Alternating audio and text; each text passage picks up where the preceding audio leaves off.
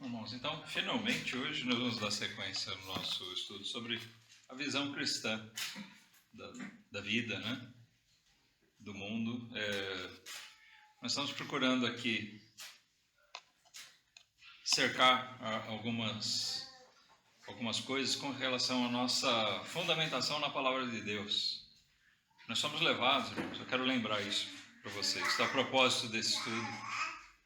Nós somos levados assim pelo dia a dia, pelo mundo, por tudo que cerca a gente, a adotar uma visão de mundo assim paganizada, mundana. A forma que as pessoas veem a vida é impregnada de coisas diabólicas. E nós muitas vezes somos induzidos assim, de maneira que nós vamos pegar para fazer alguma coisa, muitas vezes nós nos deixamos guiar por costumes, tradições. Os outros fazem assim, a gente acaba fazendo também. E não percebe que está fazendo errado, porque estamos ignorando uma visão bíblica. Então, o propósito nosso aqui em estudar isso é que nossas atitudes, a nossa maneira de agir, pensar, aquilo que nós manifestamos, seja feito sempre por uma ótica bíblica, amém? Para a gente olhar o que é que a Bíblia diz, o que é que Deus diz a respeito. Quase que eu falo aqui o que Deus pensa a respeito. Deus não pensa, Deus diz. Né? Não é? Porque quando a gente fala o que eu penso a respeito, é o que eu acho, né? O que eu entendo. Deus tem entendimento correto, perfeito, porque é Ele quem estabelece as coisas. Então, hoje nós vamos ver um assunto. Fica um pouquinho difícil para mim, para estudar esse assunto. Uma que tem alguns aspectos assim um pouquinho mais polêmicos, mas outra porque o Vitor recentemente tratou num dos estudos, e eu não quero ser redundante nisso, né? Quando a gente estava estudando sobre a lei, e ele estudou sobre não matarás, lembram? A gente viu coisas bem interessantes naquele estudo, importantes para nós. A gente fala, não é? Qualquer tipo de morte, a gente vê que Deus mesmo ordenou a morte daqueles povos cananeus, por exemplo, né? E a ordem de Deus, aos olhos do mundo, assim, foi cruel matar, né? Não deixar ninguém. Então, um mundo sem entendimento se torna extremamente crítico com relação a Deus, e achando até que essa é a postura que os crentes adotam, né? Nós temos que entender que aquilo foi um caso específico, uma ocasião específica, em um modo determinado por Deus. Nós vamos falar sobre isso hoje. A vida e a morte. Tá? Não vamos falar sobre a questão da morte no sentido espiritual.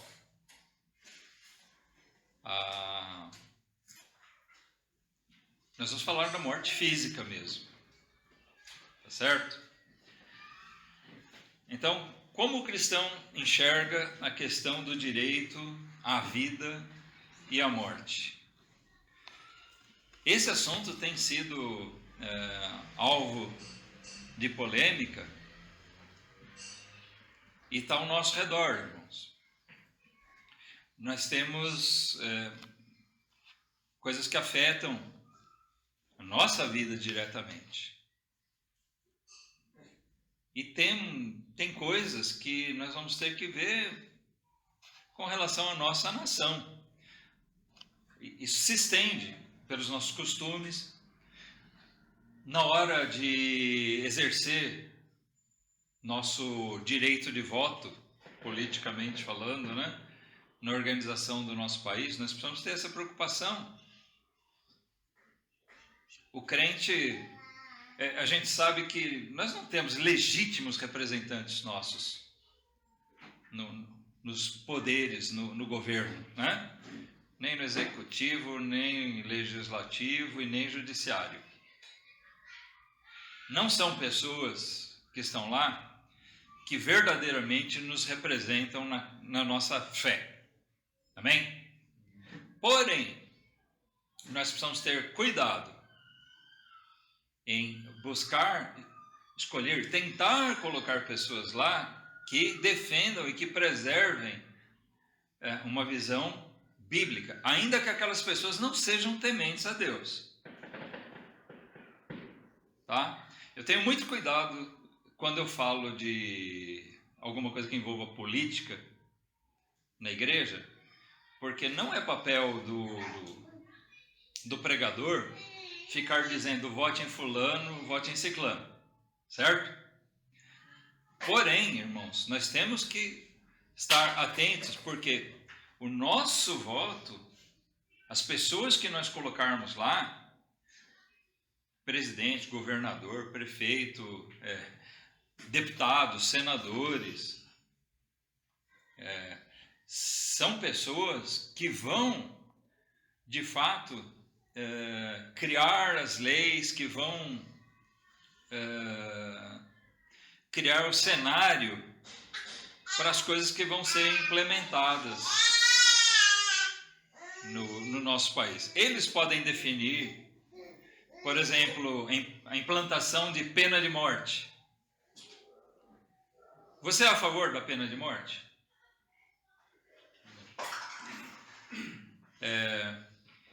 Eles podem tomar decisões, né? Volta e meia, tem se falado muito disso. Aborto.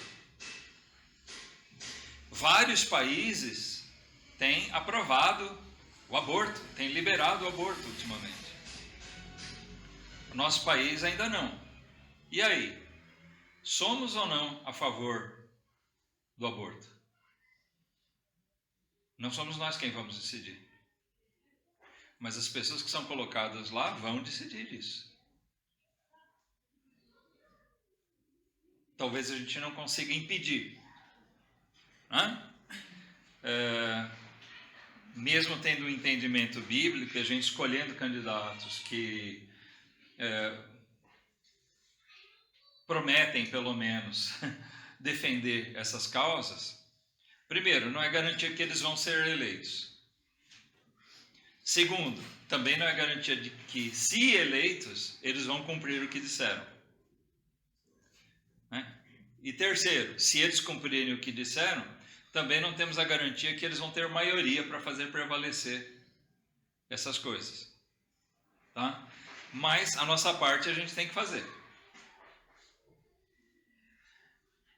Por quê? Se, apesar de nós buscarmos o correto, se isso não acontecer, é porque Deus assim permitiu.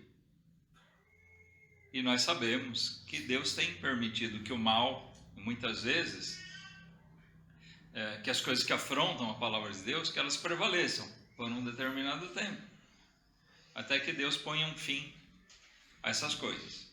Amém? Mas eu estou falando isso, irmãos, porque a nossa visão de vida, uma visão cristã, interfere, então, nas nossas escolhas, nas nossas conversas, naquilo que nós defendemos e naquilo que nós praticamos.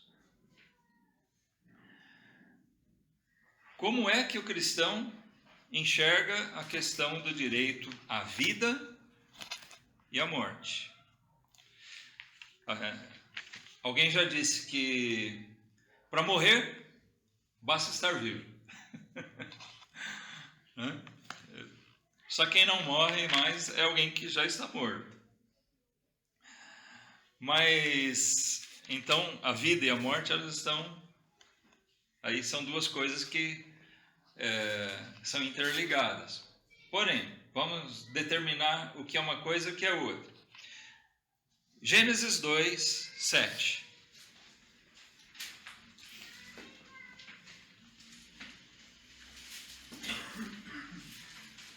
O básico do básico aqui, com relação a esse assunto. Gênesis 2,7 diz o seguinte: E formou o Senhor Deus o homem do pó da terra.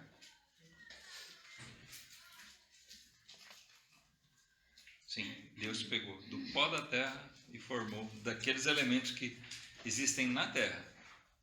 Deus formou o homem. É interessante, né? Quando o homem morre, seu corpo é enterrado e ele se mistura à terra de novo. Ele reincorpora. Há uns tempos atrás, eu vi uma coisa bem interessante, um artigo, falava da composição do corpo humano. Realmente, nós somos compostos de elementos que estão na terra. Nós temos ferro, cálcio. Se você pegar os elementos químicos que compõem o nosso corpo, você vai encontrar isso na terra. Mas, até aqui, o homem não tinha vida. Formou o Senhor Deus o homem do pó da terra. O que acontece? E soprou em suas narinas o fôlego da vida. E o homem foi feito alma vivente. Deus mesmo, a vida é algo que emana de Deus. Ele é o Senhor da vida. Sem Deus não existe vida. E Ele tem o direito de dar e de tirar. Nós vemos aqui que Deus mesmo concedeu de si mesmo vida ao homem. Nós devemos observar como a criação do homem foi diferente da dos animais.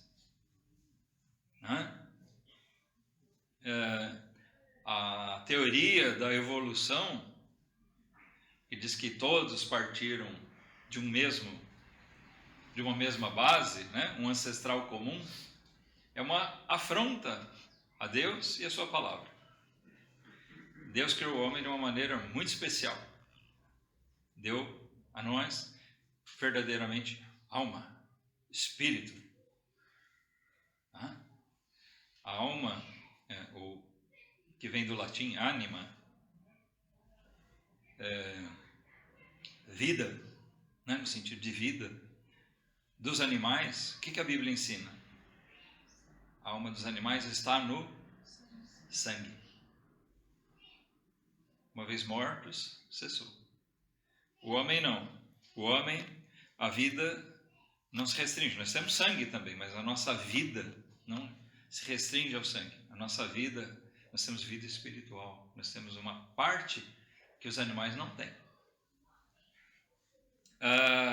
Deus concedeu a vida. Ele é o Senhor da vida. A vida é dom de Deus. Então, esse primeiro aspecto nós temos que considerar. Porém, a morte. A morte é a consequência do pecado na raça humana. Não especificamente o meu pecado. Não, nós estamos afirmando aqui, se eu morro é porque eu estou em pecado, certo? Todos nós vamos morrer, mesmo que tenhamos nossos pecados perdoados e mesmo que nós busquemos uma vida santa, santificados em Cristo Jesus. Essa vida aqui vai passar. Mas o pecado sobre a raça humana é consequência do pecado original e do pecado que nós herdamos. Então, nós temos diversos tipos de morte. Já parou para pensar nisso? A Bíblia diz que o salário do pecado é a morte. Romanos 6:23. Ou seja, a consequência do pecado é a morte. A consequência natural. Mas nós temos mortes por doenças. Muitos morrem por doença. Alguns morrem por falência dos órgãos, idade talvez, o desgaste de um órgão especificamente, ou de vários. Viveu muito, vai dizer, nós tivemos recentemente um irmão, o irmão Félix Raci, morreu acho que com 102 anos, 103. Vai dizer o quê? Que o homem morreu de doença? alguma coisa aconteceu, mas com 100 anos a máquina já devia estar bem desgastada, né? E assim, nós temos o desgaste, né, o tempo. A gente vê na Bíblia, é uma questão que muita gente polemiza, dizendo, não era bem assim, a contagem era diferente. Não. Lembram que no começo da Bíblia, né, ela descreve homens que viveram 700, 800, 900 anos. Metusselá viveu quanto? 969, né? Acho que é isso aí. É o que atingiu a maior idade que se tem relato na Bíblia. Então, viveram quase 1000 anos.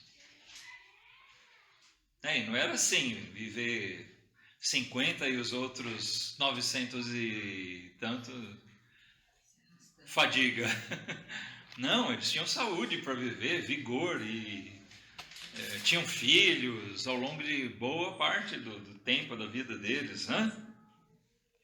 Mas o pecado foi degenerando o homem e trazendo coisas que foram proporcionando a redução da vida dos homens. Então nós vemos doenças, a falta do suprimento de necessidades. Uma pessoa pode morrer, não é uma doença, mas pode morrer de frio, certo? Pode morrer de fome, de sede. Ele não supre seu corpo por alguma coisa, por algum motivo.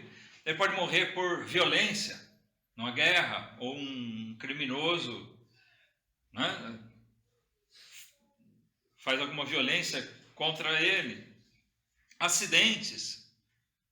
Então nós temos mortes diferentes. Mas se nós formos analisar, todos os tipos de morte são proporcionadas por conta do pecado.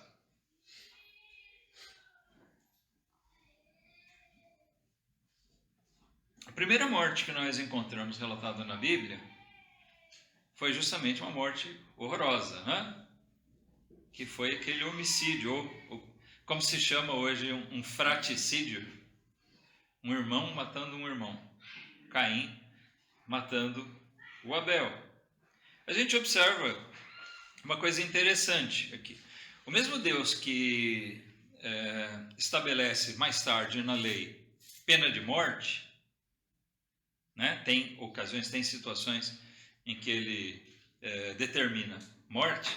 A gente observa aqui em Gênesis 4 que, apesar de Deus manifestar claramente toda a sua indignação contra Caim, desde antes dele praticar o ato, né? Deus já havia recriminado ele. Mas a gente encontra aqui, no capítulo 4, versículo 8, a maneira que Deus agiu com Caim. Olha, e falou Caim com seu irmão Abel, e sucedeu que, estando eles no campo, se levantou Caim contra seu irmão Abel e o matou. E disse o Senhor a Caim: onde está Abel, teu irmão? E ele disse: não sei, sou eu o guardador do meu irmão? E disse Deus: o que fizeste? A voz do sangue do teu irmão clama a mim desde a terra. E agora maldito és tu desde a terra, que abriu a sua boca para receber da tua mão o sangue do teu irmão. Quando lavrares a terra, não te dará mais a sua força. Fugitivo e vagabundo serás na terra. Então disse Caim ao Senhor: é maior a minha maldade que a que possa ser perdoada. Eis que hoje me lanças da face da terra, e da tua face me esconderei, e serei fugitivo e vagabundo na terra, e será que todo aquele que me achar me matará. O Senhor, porém, disse-lhe: portanto, qualquer que matar a Caim, 7 vezes será castigado. E pôs o Senhor um sinal em Caim para que o não ferisse, qualquer que o achasse. Mas sabe o que é interessante?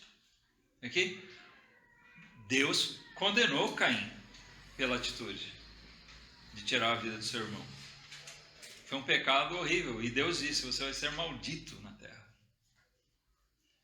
Caim foi punido, mas não com morte. Pelo contrário, Deus protegeu Caim. Perceberam isso? Deus falou, não, quem te matar, Caim, vai ser 7 vezes, ou seja, muito mais amaldiçoado do que você está sendo. E a gente não sabe que tipo de marca foi essa, né? Que Deus colocou em Caim, para distinguir, para que ele não fosse morto. Para que quem visse soubesse, esse é o Caim. Eu não vou ser louco, né, de pôr minha mão nele, de eu ser contra ele, querer vingar qualquer coisa. Deus não permitiu a vingança, irmãos. Então, isso é uma questão que nós devemos ter na nossa mente. A vingança não pertence a nós. Amém? O Deus que é o Senhor da vida, que soprou o fôlego da vida, a vida está nas mãos dele, não na nossa. A vida, sendo uma coisa dada, concedida por Deus, nós temos que ver essa questão como uma coisa, né? A vida é uma coisa sagrada, seja de quem for.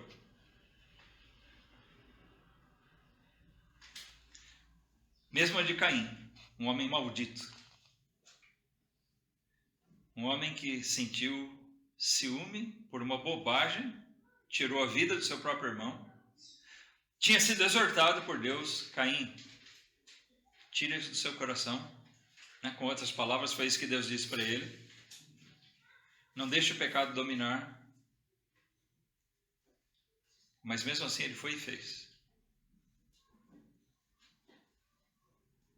Mas Deus não permitiu que outros dos seus irmãos exercessem a vingança. Acaba um esclarecimento. Quando a gente lê na Bíblia, né, aquela coisa que relata, a Bíblia fala que Adão e Eva tiveram Caim e Abel.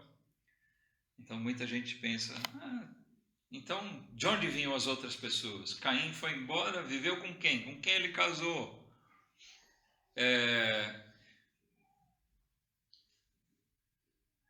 Havia outros irmãos. A Bíblia só relata o nome desses a princípio, e depois de 7, que Deus deu como uma bênção, né, substituindo Abel. Mas na verdade, a Bíblia relata que eles tiveram filhos e filhas, e já tinham tido aqui. Então existia a possibilidade de Adão, ou de algum dos seus outros filhos, quererem exercer vingança contra Caim, pelo que ele fez com Abel. Mas Deus impediu isso, falou, Caim, você vai embora, você vai ser um peregrino, um andarilho, um peregrino na terra. Longe daqui, você vai perder o convívio familiar. E ele foi embora, mas faça isso. E se alguém te encontrar, né, eles vão estar alertados de que não é para pôr a mão contra você. E se alguém fizer, vai ser maldito. O Salmo 94.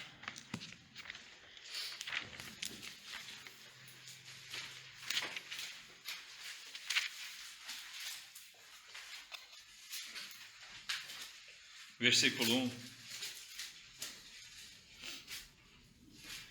Diz assim: ó Senhor Deus, a quem a vingança pertence.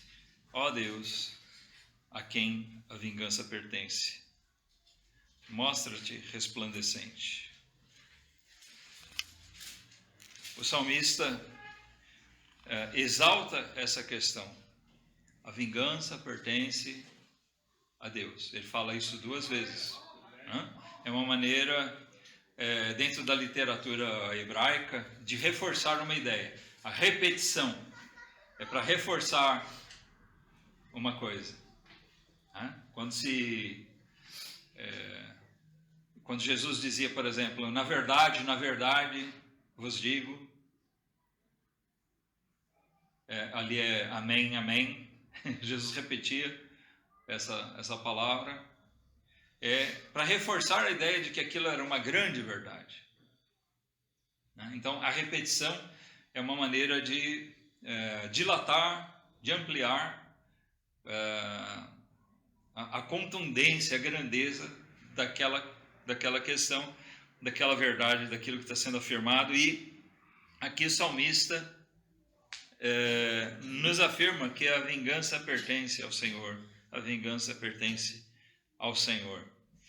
Lá no Novo Testamento, em Romanos 12, Paulo também escreveu a respeito.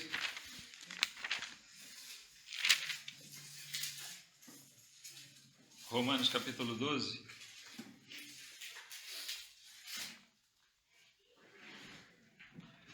Versículo 17, aqui para o crente, irmãos, nós estamos aqui no Novo Testamento. A ninguém torneis mal por mal, procurai as coisas honestas perante todos os homens. Se for possível, quando estiverem em vós, tende paz com todos os homens. Não vos vingueis a vós mesmos, amados, mas dai lugar à ira, porque está escrito, minha é a vingança, eu recompensarei, diz o Senhor. Portanto, se teu inimigo tiver fome, dá-lhe de comer. Não deixa ele, é meu inimigo, eu quero ver ele definhar, né? E morrer aqui. Exerça a misericórdia. Se teu inimigo tiver fome, dá-lhe de comer. Se ele tiver que morrer, pela vontade de Deus, ele vai morrer, mas não pela tua mão. Se tiver sede, dá-lhe de beber, porque fazendo isso amontoarás brasas de fogo sobre a sua cabeça. Não te deixes vencer do mal, mas vence o mal com o bem. A vingança é uma maneira, seja em que esfera, em que nível for, irmãos. Seja simplesmente dar o troco numa ofensa, ou seja mesmo de até tirar a vida de uma pessoa, ela é uma maneira de a gente tornar mal por mal. E nós somos ensinados. É um dos grandes desafios cristãos.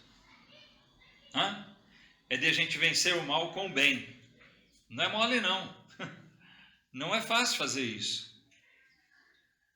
Mas é fruto de um espírito regenerado. Quando a gente entende realmente aquilo que Deus fez por nós, irmãos, Ele fez exatamente isso. Deus não tornou sobre nós mal por mal, o mal que nós merecíamos. E na verdade nós merecemos, né? Mas Ele tornou mal por bem. Nós ofendemos a Deus com os nossos pecados e Ele, na sua misericórdia, nos deu seu Filho para morrer por nossos pecados. Né? Então a gente tem que aprender isso também. Se Deus fez, eu devo fazer também. Só o crente tem a capacidade de discernir, compreender e viver isso. Então, esse entendimento a respeito da vida e da morte já diz muito a respeito, né, de todos os outros ângulos que a gente vai observar.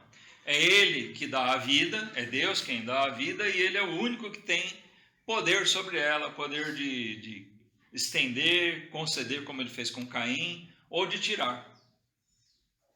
Tanto do bom quanto do ruim. Nós não morremos, irmãos, falando sobre nós não morremos sem a permissão de Deus. Amém? Amém. Nós vamos morrer no exato momento que Deus determinar a sua hora. Você já viveu algum momento que você pensou, é agora? Eu lembro, teve uma coisa, não sei se eu já contei para os irmãos aqui.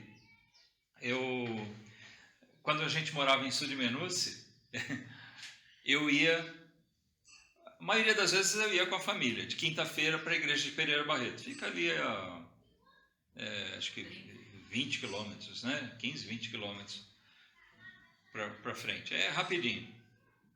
É isso. 30 quilômetros, é 15... 15 é Suzanápolis. São 30 quilômetros. Mas é rapidinho. É estrada, né? A gente sai de Pereira, já cai na estrada, já está lá. Numa noite eu fui sozinho, não me lembro porquê, mas caiu uma chuva muito forte. E tempos atrás, a gente morava na casa da igreja, naquela época, um tempinho antes tinha caído uma chuva grande e entrou água em casa, que a casa ficava no fundo do terreno.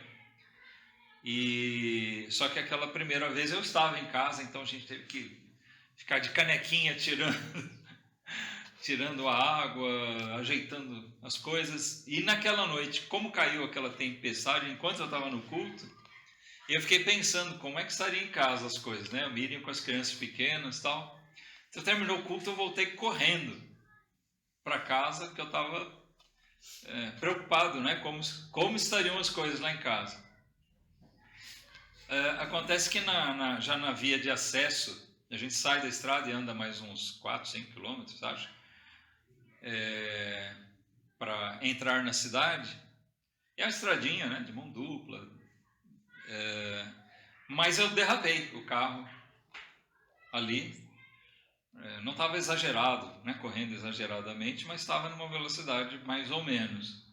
E eu derrapei, não sei se eu peguei uma mancha de óleo. E eu sei que justamente num lugar onde já é conhecido lá, muita gente já morreu naquele lugar, que na beira da pista tem um pequeno precipício, né? Então algumas pessoas, né, eu lembro pelo menos de 2 conhecidos meus que morreram lá. E aquele dia, quando o carro, é uma fração de segundos, né? O carro deslizou, saiu para o acostamento de terra e deslizando eu fui vendo assim, eu no caminho da morte. É incrível como as coisas passam na cabeça, né? E eu pensei, poxa Senhor, será que é hoje? Que situação.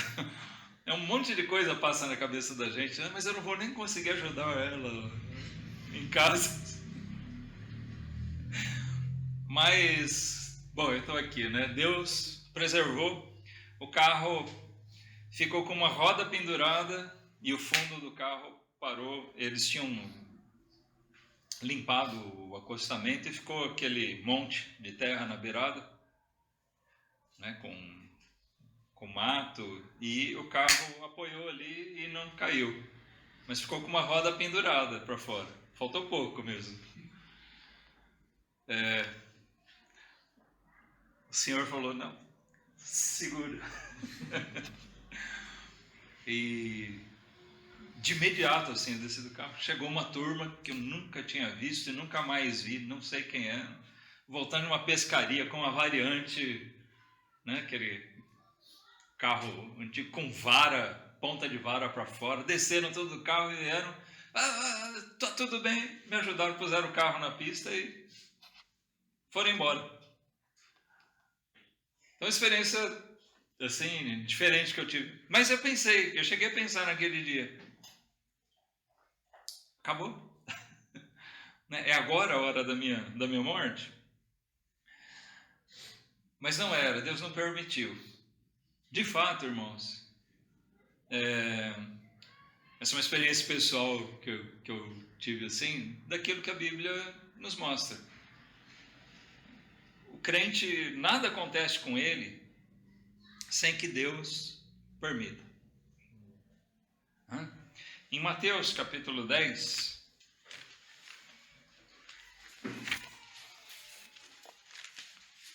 Mateus 10,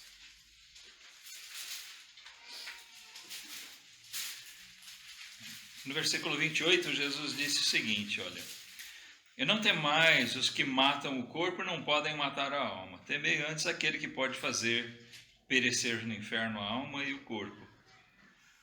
Não se vendem 2 passarinhos por um asse, e nenhum deles cairá em terra sem a vontade de vosso Pai. E até mesmo os cabelos da vossa cabeça estão todos contados. Não temais, pois, mais valeis vós do que muitos passarinhos. Então, ele diz aqui, vocês não devem temer nem a violência, aqueles que atentam contra a nossa vida, né? mas sim a Deus, que é aquele que tem poder de tirar e condenar uma alma. Nós devemos temer a Deus. Eis aqui, vocês veem os passarinhos não têm... O que vale um passarinho, né? 2 passarinhos são vendidos por... Um asse era coisa assim, centavos, né? Não sei precisar o valor, não vale quase nada. E ele diz, e mesmo assim nenhum deles cai sem que Deus permita. E vocês valem muito mais do que um passarinho. Então, ele diz aqui, cada coisa na sua vida está debaixo do poder de Deus. Amém? Irmãos, nossa vida é guardada realmente por Deus. Nem um fio de cabelo cai sem a permissão dele. Eu sei que alguns vão dizer, então Deus tem permitido muito. Mas nós entendemos o que isso quer dizer de verdade, né? O fato de a gente ficar calvo não é tanto o problema, mas sim é que nenhum dano é causado a nós sem a permissão divina. Em Lucas 21,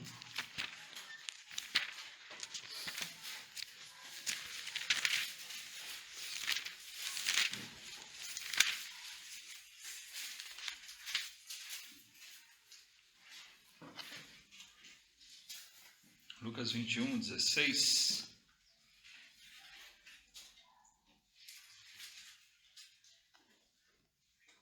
Também Jesus diz aqui, e até pelos pais, irmãos e parentes e amigos sereis entregues, e matarão alguns de vós. E de todos sereis odiados por causa do meu nome. Mas não perecerá um único cabelo da vossa cabeça. Na vossa paciência possuí as vossas almas. Ou seja, possuam a vida de vocês na perseverança, né? Na paciência, quer dizer, na perseverança da fé. Então Jesus estava alertando os discípulos aqui, vocês vão ser perseguidos. E aqui é uma mensagem profética até para os últimos dias. Talvez nós vamos ser traídos por amigos e até parentes, familiares nossos. Eu li um livro na minha juventude ainda, faz muito tempo, sobre o sistema soviético, né? Onde foi realmente proibido a pregação do Evangelho. E conta a história de um rapaz crente, né?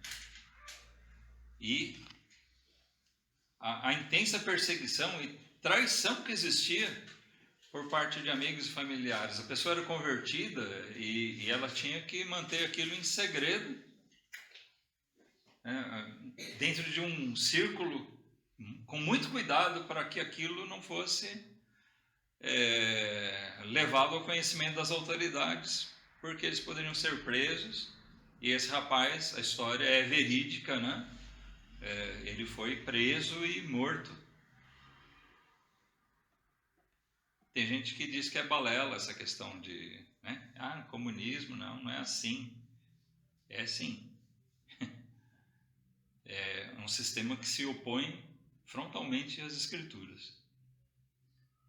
Aqui no Brasil já se trata em algumas esferas, em alguns lugares, da proibição da pregação do Evangelho. Você não pode falar do Evangelho em público. Estava tramitando na Câmara do Rio de Janeiro. Tá? Não é proibição de ser cristão. A proibição é de você falar em lugares públicos. Então você pode se reunir dentro dos templos e pregar, mas na rua você não pode. Na escola você não pode falar do Evangelho para o seu colega. No trabalho, ele pode te denunciar e você ser punido. Isso é decretar a morte, né? Essa é a intenção que está por trás da coisa. Se a gente parar de pregar, não vai ter mais conversões, nós vamos morrer. A ideia de quem tem essas ideologias é totalmente diabólica, irmãos. E é de realmente perseguir a palavra de Deus, é uma afronta a Deus. Então a gente precisa ser atento a essas coisas. Mas até voltando a falar, era o regime, né? O regime predominando ali, e vamos dizer, em muitos lugares do planeta já se vive hoje esse tipo de situação, de a pessoa correr o risco de ser traída, denunciada pelos próprios familiares.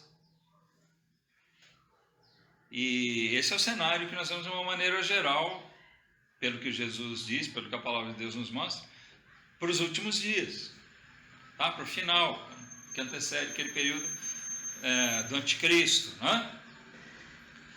E, irmãos, aqui Jesus fala, mesmo assim vocês não se preocupem, muitos de vocês vão ser mortos. Nós estamos dizendo que eu vou ser morto e não se preocupe? Mas ele diz, você não vai morrer sem que Deus permita.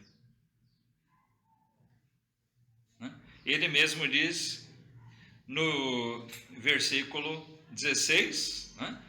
Vocês serão entregues e matarão alguns de vós. Mas no 18 ele diz, mas não perecerá um único cabelo da vossa cabeça. Em que aspecto ele diz isso? No mesmo aspecto que nós lemos lá do que ele ensinou em Mateus. Não vai cair um fio de cabelo seu sem que Deus permita. Ele determina os nossos dias. Amém?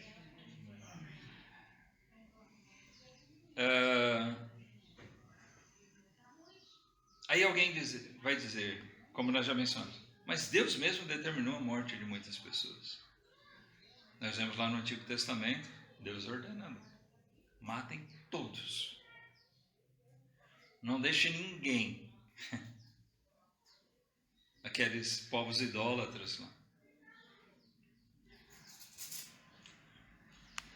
Assim Deus ordenou, naquela ocasião, que se agisse com relação àqueles inimigos de Israel. Era necessário. Aqueles povos eram inimigos de Israel, eles teriam que ser dizimados ali, e eles estariam sofrendo as consequências do próprio pecado deles. Mas isso não é uma ordem para a igreja, nunca foi. Nós vemos a igreja católica praticou esse tipo de coisa, se respaldando no Antigo Testamento numa coisa que não pertence à igreja. A chamada Santa Inquisição, que de santa não tem nada, ela perseguiu e matou judeus, muçulmanos, negros e principalmente cristãos verdadeiros. Por isso, aquele livro que relata a história desses cristãos perseguidos, né, do pastor Carroll, se chama O Rastro de Sangue. Tem realmente, ao longo da história, um rastro de sangue, de mortes, de pessoas inocentes que foram mortas por serem fiéis às Escrituras, por serem fiéis à palavra de Deus. A Igreja Católica tomou para si uma coisa que nunca foi dada para a Igreja. Nós temos consciência disso, né? Uma igreja de Jesus Cristo, ela nunca deve exercer o ódio, né? Por alguma coisa, por mais que a gente discorde. Nós não vamos sair matando os adúlteros, os efeminados, né? Os gays, como muita gente pensa que os crentes odeiam os gays. Nós não concordamos em absoluto com o que eles fazem, porque é uma afronta a Deus. Mas o crente tem que amar essas pessoas, não odiar. Amar de que maneira? Ao ponto de a gente orar por eles e de pregar o evangelho para eles, de mostrar Cristo para eles. Existe solução para eles deixarem o pecado e serem remidos dos pecados que eles já tem cometido. A vida deles, a alma deles é tão preciosa quanto a nossa. Porque se eles vivem, é dom de Deus. A salvação não é de todos. E por isso Deus não é pai de todos. Todo mundo é filho de Deus. Mas todos são criaturas de Deus. Sendo criados por Deus, tendo vida concedida por Deus. É uma dádiva de Deus para eles, e a vida é sagrada. Ela tem que ser respeitada. Aparece às vezes alguns grupos malucos aí, né? Fanáticos, que não tem nenhum discernimento da Bíblia, pregando mensagens de ódio, e alguns até agredindo homossexuais, até matando. Não é papel do cristão, nem com relação a eles, nem com qualquer pessoa.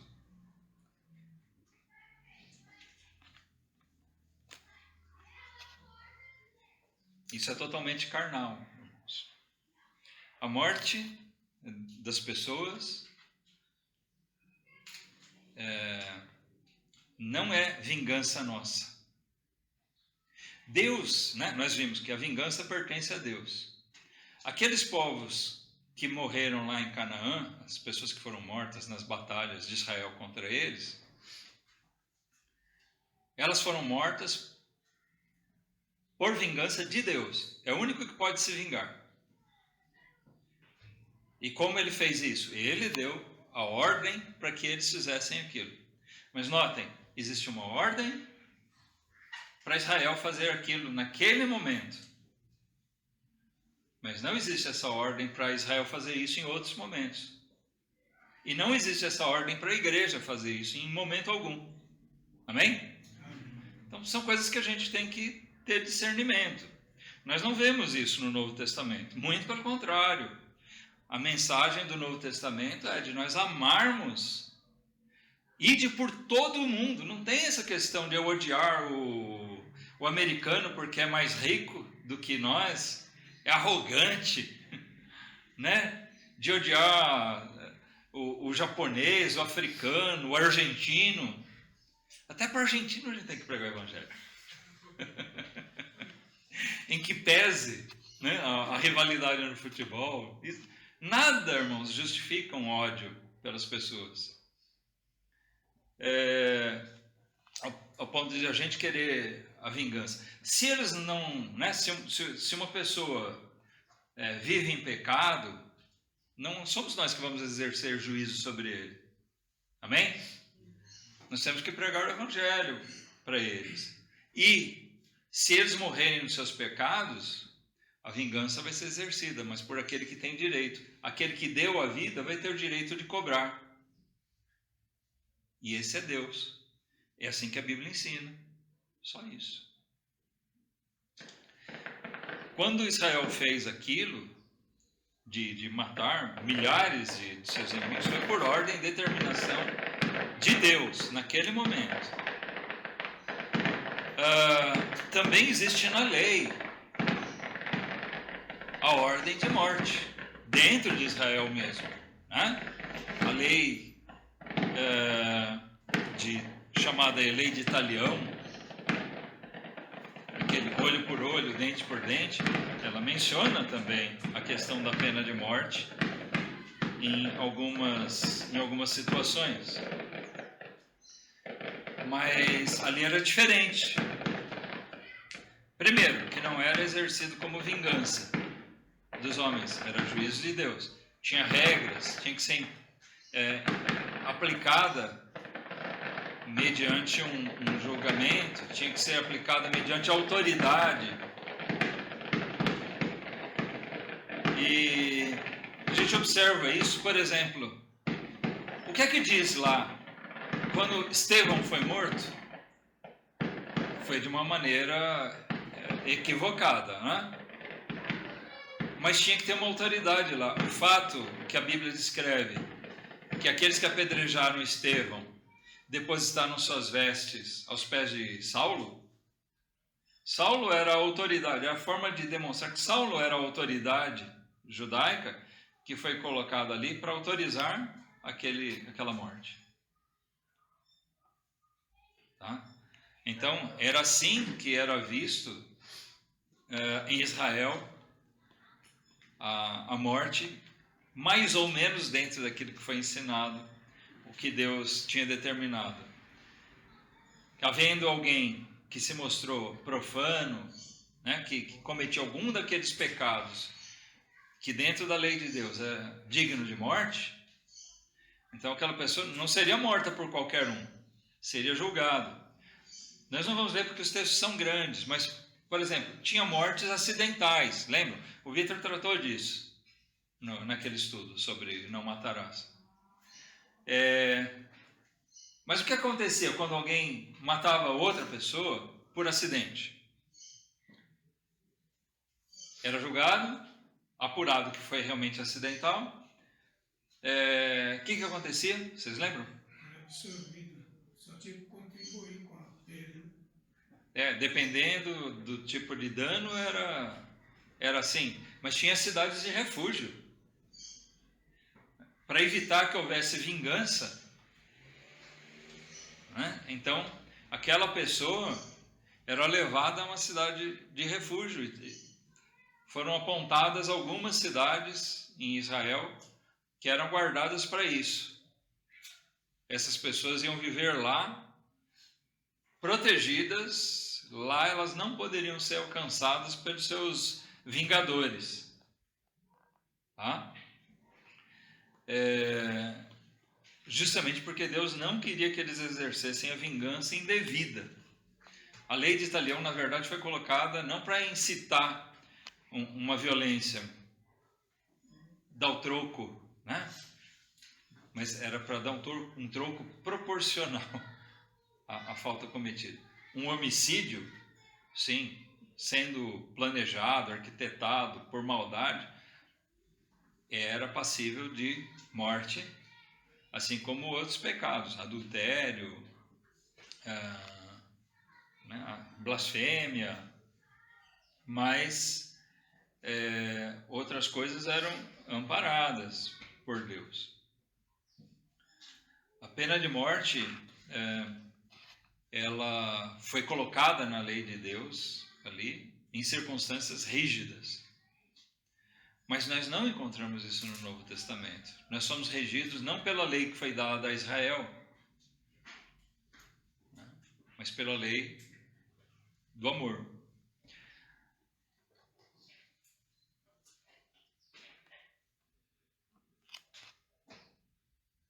Eu vou passar rapidamente, irmãos, por 2 pontos aqui para a gente concluir.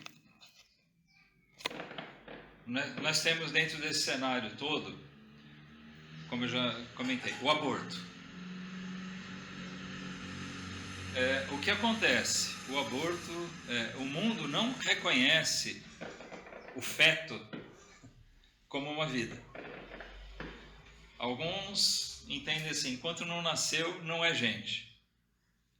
Outros, não, só a partir de determinado mês. Né? Como é que chama antes? Tem um nome técnico do feto lá. Como? Embrião, feto. Não, mas tem um outro nome que é dado. Mas é isso, é um embrião, não um feto. Mas já é uma vida que está ali. Êxodo 21. É justamente nesse capítulo aqui que nós encontramos o olho por olho, dente por dente, tá? Mas não é isso que nós vamos olhar. Rapidinho, eu quero ver um detalhe aqui.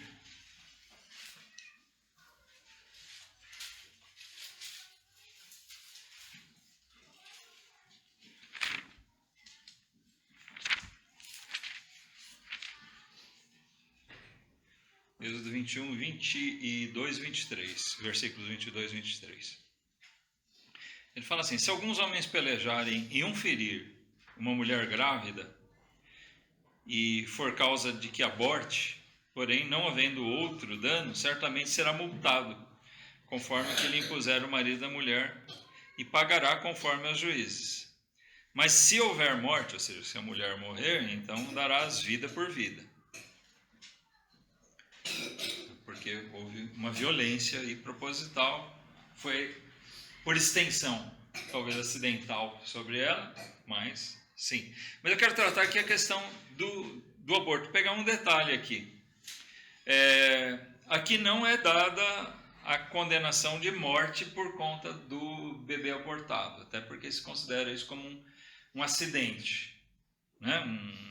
Um terceiro foi atingido por aquilo.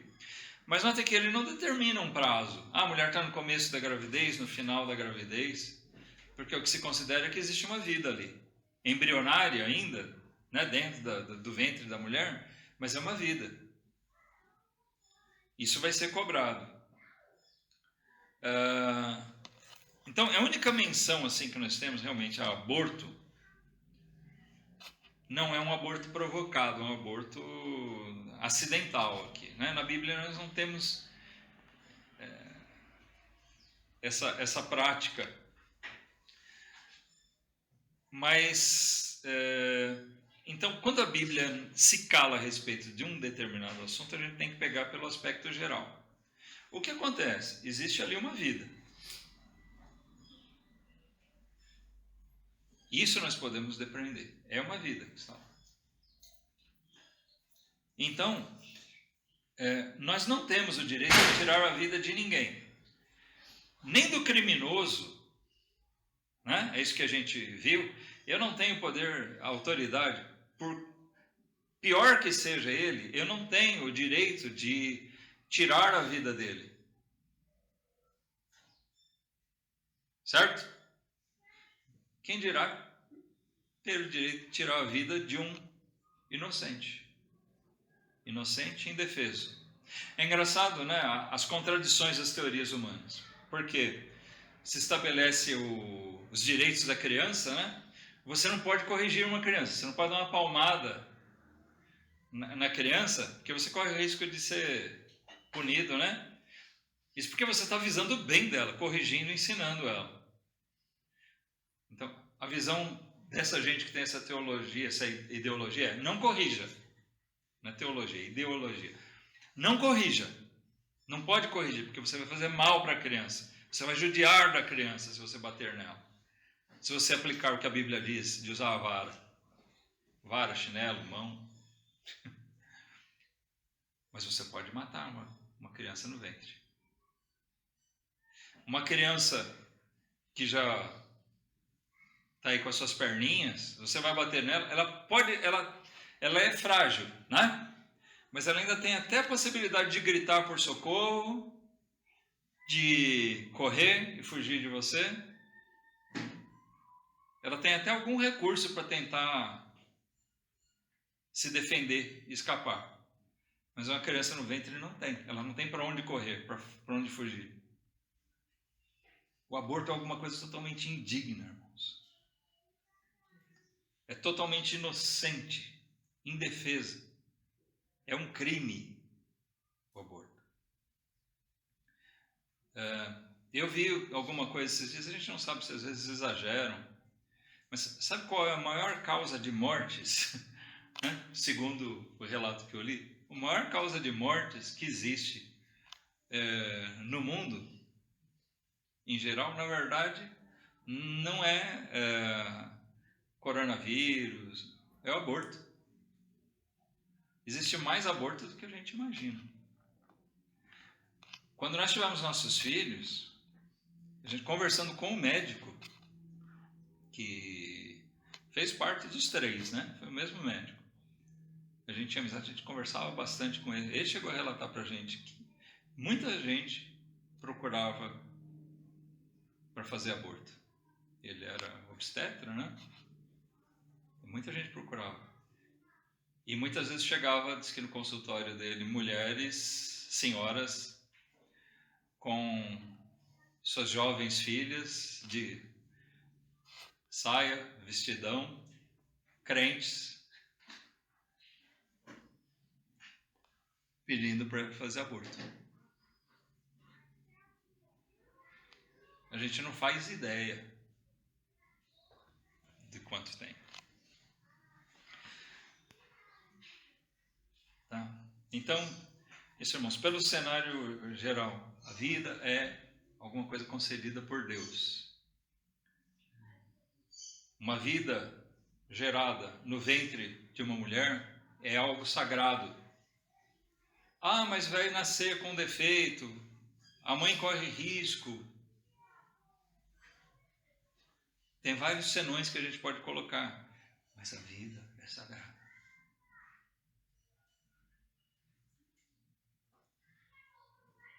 Se a mãe é uma crente, ela sabe que nem um fio de cabelo dela vai cair sem que Deus permita.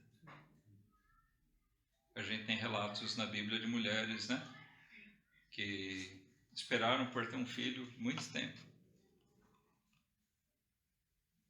E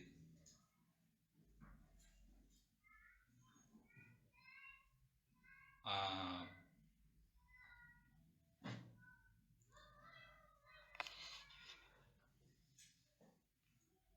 de Jacó, Raquel, teve José, e quando teve o Benjamim, o que aconteceu? Morreu. Está sujeito. Assim como nós estamos sujeitos a morrer em outras circunstâncias. Mas o mesmo Deus, que é o Senhor da vida, Ele pode nos preservar, por mais complexo que seja a situação. Existe a questão da legítima defesa. Tá? Não posso deixar de falar sobre essa questão. Nós vimos um pouco disso no estudo que o Victor trouxe. A legítima defesa, ao contrário do que muita gente pensa, não é só a minha defesa. Bom, alguém vai me agredir e eu tenho o direito de me defender. A legítima defesa pode ser a legítima defesa de outros também. Eu posso agir para proteger a minha família ou até outras pessoas. Se nós vermos um criminoso indo para matar uma pessoa e a gente não fizer nada, né? Se eu tiver alguma coisa para tentar impedir isso, e se for preciso tirar a vida do criminoso, é uma das duas vidas que, né, a gente tem que ter a certeza ali. Nós temos uma situação, uma das duas vidas vai ser ceifada ali. E aí? A resolução, né, tem que ser dada, tem que ser tomada ali naquele momento. Em preservação da vida de uma pessoa inocente, às vezes a vida de outra pessoa tem que ser tirada. Mas isso é o último recurso. Nós vimos que a lei de Deus amparava a legítima defesa, né? Lá em Êxodo 22, rapidinho.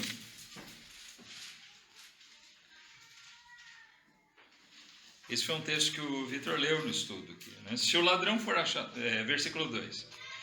Se o ladrão for achado roubando e for ferido e morrer, o que o feriu não será culpado do sangue. Se o sol houver saído sobre ele, o agressor será culpado do sangue. Opa! Então dá para entender aqui uma questão. Quer dizer, subentende-se que o sol ainda não saiu, então está escuro. Alguém vem roubar. Ele nem fala em morte, mas ele vai causar algum dano. E eu não sei a que ponto ele vai chegar. Eu posso me defender. A lei até ampliava esse direito de defesa, né? A legítima defesa é isso, é o direito de defesa para impedir alguma coisa, um dano causado por alguém mal intencionado. Nós não precisamos levar isso como autorização. Oba, eu tenho oportunidade. Se eu entendo que a vida é sagrada, como a gente já disse, até a vida de Caim era alguma coisa sagrada. Deus que deu. E Deus não permitiu que alguém tirasse. Deus mesmo, no momento certo, determinado por Ele, fez isso. Mas Então, nós temos que evitar, mesmo na legítima defesa, chegar a esse ponto. Por isso ele fala, se o sol saiu, eu tenho condição de enxergar. Eu posso ver se ele está armado ou não. Né? E se eu puder evitar reagir de outra maneira, então essa é a saída para o crente. Quando alguém vem para fazer mal para nós temos algumas possibilidades. Fugir. Né? Fugir é uma alternativa. Vou fugir. Vou dar um exemplo disso já. Até para finalizar. Tá? Mas a gente tem a possibilidade de reagir sem tirar a vida do agressor, da pessoa que vem sobre nós.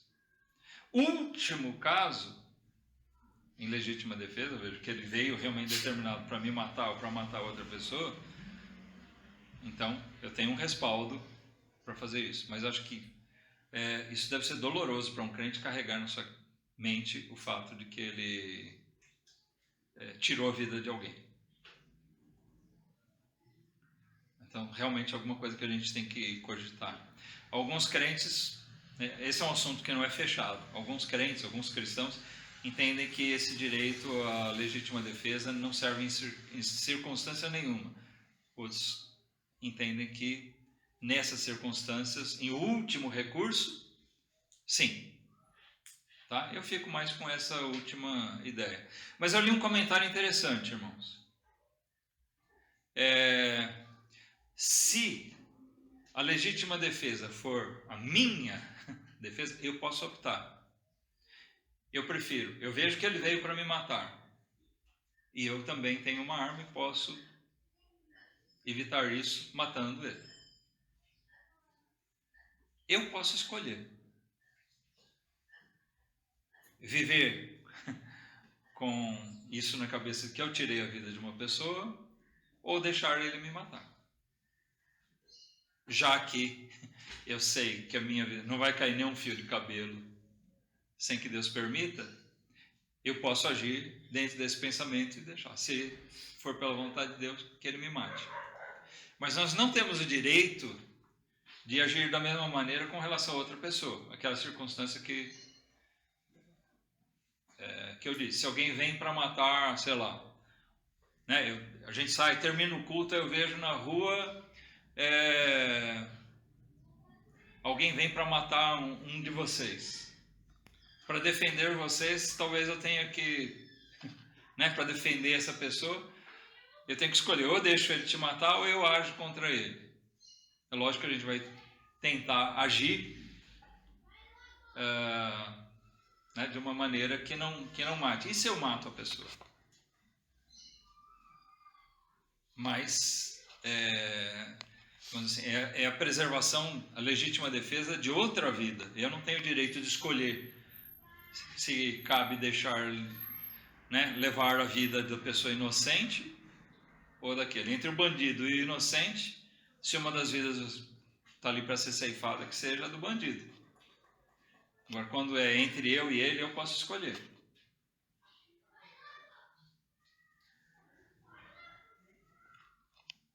A gente vê que o assunto é polêmico. E só uma última questão. O Nicolas falou ali, né, deu sinal de comentar alguma coisa, mas existia uma outra coisa mais polêmica que essa, talvez, chamada eutanásia. Né? Sobre a eutanásia, a gente teria, assim, alguma coisa. Vamos manter. Qual é a visão bíblica? A vida é dom de Deus. Só Ele dá, só Ele pode tirar. Mas existem dois tipos de eutanásia. A lei brasileira, até fui pesquisar um pouquinho, tem algumas coisas a respeito. É bem restrita. Mas a pessoa teria que ainda, enquanto ela está consciente, ela autorizar, sabendo que a doença é incurável, que seja uma doença extremamente dolorosa. Então, se ela quer evitar aquele sofrimento, não tem cura mesmo, e tem que ter a opinião de um segundo médico, não pode ser baseado em um só. Tá? Bom, eu julgo corretas esses cuidados. Mas tem dois tipos de eutanásia: a provocada e a assistida. Assistida é o quê? Você desliga as máquinas. Eu entendo que essa seja válida, porque se a pessoa está sofrendo, não há chance de recuperação, você manter a máquina ligada ali, você vai só prolongar aquilo, às vezes indefinidamente, por nada. Você não vai provocar a morte da pessoa, você vai deixar ela morrer naturalmente. Já aquela provocada, né, onde é injetado alguma coisa, né, tem um produto que é injetado para provocar, acelerar a morte da pessoa, se dá assim, em poucos minutos, né? Ela é sedada, anestesiada e morre. É um assunto polêmico. O que você preferiria? Ficar sofrendo ou partir logo e estar com Cristo? Alguém pode ver isso como um suicídio, né? Se nós pensarmos pela ótica, como dar solução para essas dúvidas nossas, dúvidas éticas. Bom, se Deus me preservar, né? Como eu já li relatos de gente que desligou a máquina achando que a pessoa ia morrer e não morreu.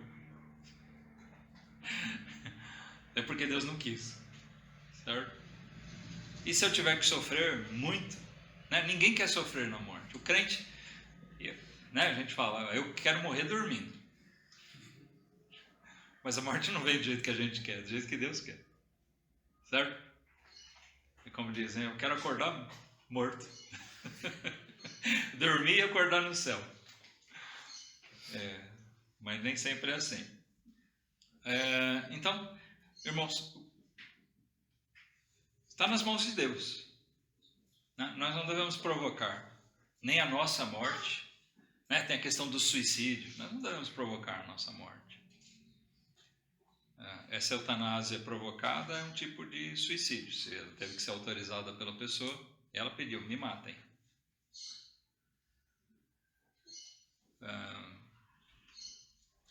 Eu creio que biblicamente a questão seja a gente entender, a minha vida está nas mãos de Deus, assim como a dos outros. Sempre o que rege, né?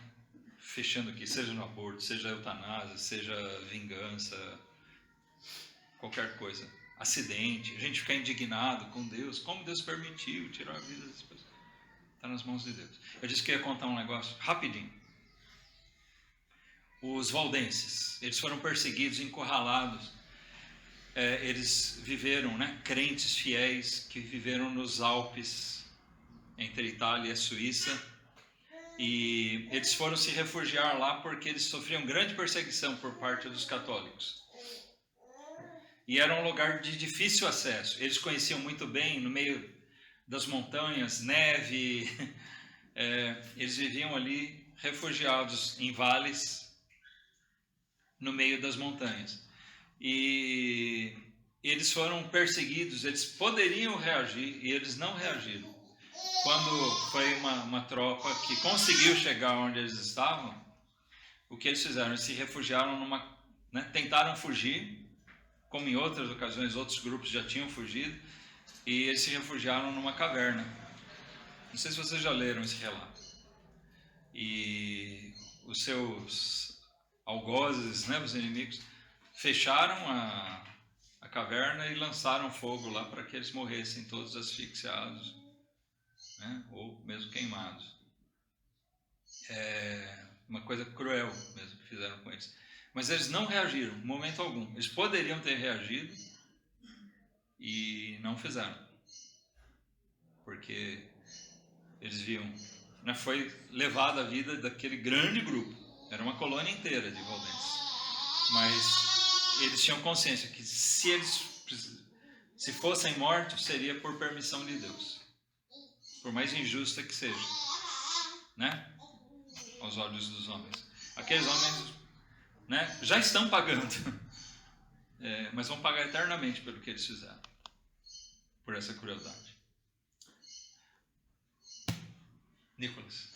Pastor, só sobre essa questão da legítima defesa, eu tenho uma interpretação desse versículo, que é a seguinte, que aqui ele fala se o ladrão for achado roubando e for ferido, né, e morrer. Eu acho que por ele não usar, na minha concepção, por ele não usar e for morto direto, eu acho que a legítima defesa pode ser não com a intenção de matar, e sim com a intenção de se tiver que ferir, para tentar evitar o ocorrido. Mas a legítima defesa não do cristão, não com a intenção direta de matar a pessoa, assim, de, se for o caso, ferir, né? Sim. Se vier ao óbito, uma casualidade. Não é intenção. O cristão, principalmente, tem que agir por isso. Aqui, o que essa passagem diz é: caso morra sendo acidental, não é que ele queria matar o outro, não foi premeditado.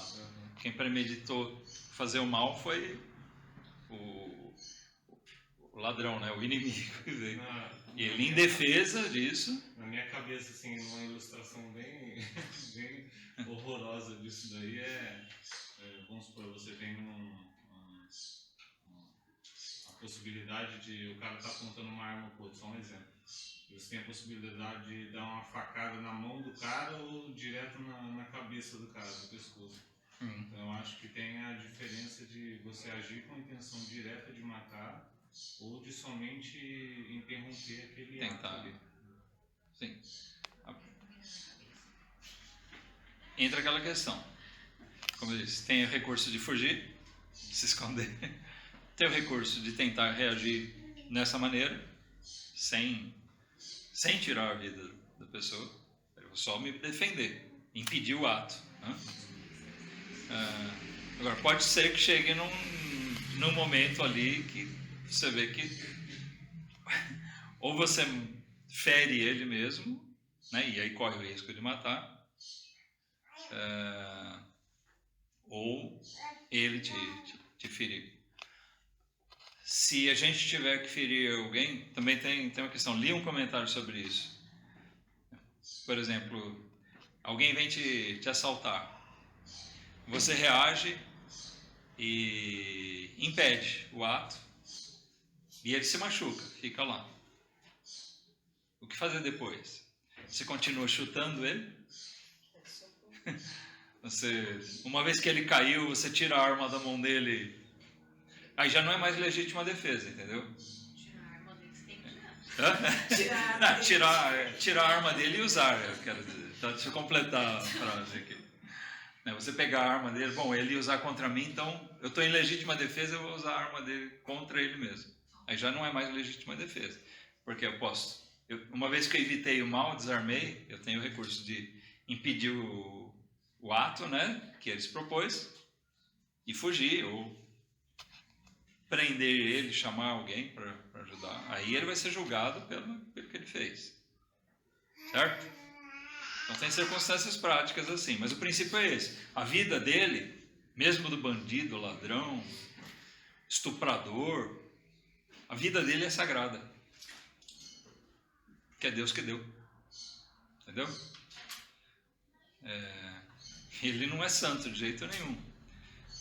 Mas aquilo que ele tem foi dado por Deus. Eu não tenho o direito de tirar deliberadamente, propositadamente, premeditar a morte de quem quer que seja. Tá? Então é isso, irmãos. Aí acabou estendendo, né? Não sei porquê, hoje eu estava com uma vontade doida de pregar.